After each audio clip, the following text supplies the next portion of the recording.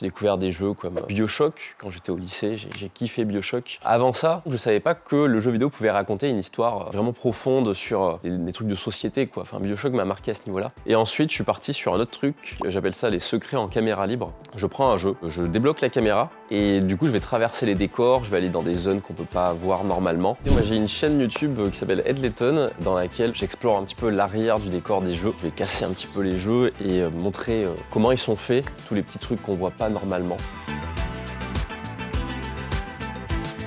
Je vais commencer par le début. J'ai fait tout ce qui est contenu inutilisé, donc en gros, je vais aller dans un jeu, regarder dans les fichiers et trouver tous les petits trucs en fait qui existent encore mais qui sont pas mis dans le jeu final. J'ai parlé de Pokémon abandonnés qui ne sont jamais apparus dans des jeux mais dont on a plein d'informations. Et ensuite, je suis parti sur un autre truc, j'appelle ça les secrets en caméra libre. Je prends un jeu, je débloque la caméra et du coup, je vais traverser les décors, je vais aller dans des zones qu'on peut pas voir normalement. On passe un petit peu dans les coulisses et on voit comment les développeurs ont fait des tours de passe-passe pour que ça rentre bien en jeu. Et je sais qu'il y a pas mal de gens qui sont dans le développement qui me suivent et qui me remercient de ça parce que ça les aide, en fait, ça leur donne des idées. Je prétends pas du tout avoir de compétences en développement, c'est un peu ça, je fais un peu de la vulgarisation.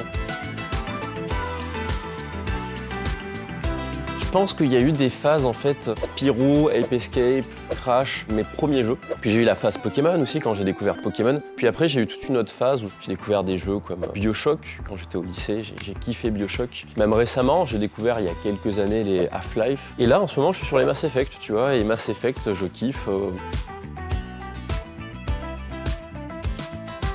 Tout de suite, très simple, jeu d'exploration. On a des paysages de fou ici, il faut bien l'avouer. En plus, moi je viens du Cantal, tu vois, donc c'est encore moins connu. Et à chaque fois, quand je fais découvrir le Cantal, ils sont en mode waouh, ça ressemble au Seigneur des Anneaux. Je savais pas que ça existait en France. Ouais, et puis les montagnes, quoi. Enfin, ça, il y a vraiment un lien avec Breath of the Wild. T'as envie de sauter de la montagne pour. Mais bon, tu peux pas le faire.